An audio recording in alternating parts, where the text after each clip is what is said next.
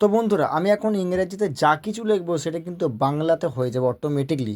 তো সিম্পলি আমি এখানে লিখতে চলেছি AMI আমি। তো এটা হচ্ছে এখানে কিন্তু বাংলায় ময়ূরের আমি, এখানে ক্লিক করে দিলাম। তারপর লিখছে আমি ভালো আছি, VAL ভালো, ACHI ভালো আছি।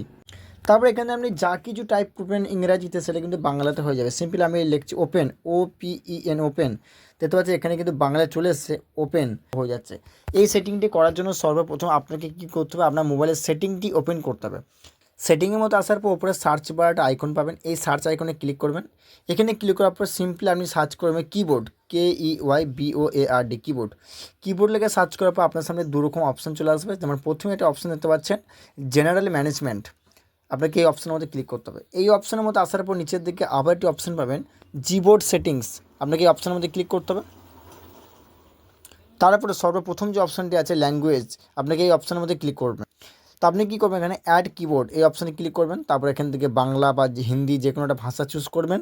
তারপর প্রথমে যে অপশানটি আছে ABC বাংলা, আপনাকে এটির মধ্যে সিলেক্ট রেখে নিচের দিকে ডান বাটনে ক্লিক করে দেবেন। তারপর সিম্পলি আপনি যে কোনো একটা হোয়াটসঅ্যাপ বা যে কোনো একটা চার্টের মধ্যে যাবেন। সেখানে আপনি কী করবেন, এখানে যে পৃথিবীর মতো যে আইকনটি আছে আর্থ আইকন, এই আইকনটি চেঞ্জ করলে কি দেখতে পাচ্ছেন, আমি যখনই ক্লিক করলাম তখনই কিন্তু এখানে লেখা আছে BN.EN, অর্থাৎ আমি কিন্তু ইংলিশে লিখবো, বাংলাতে হবে।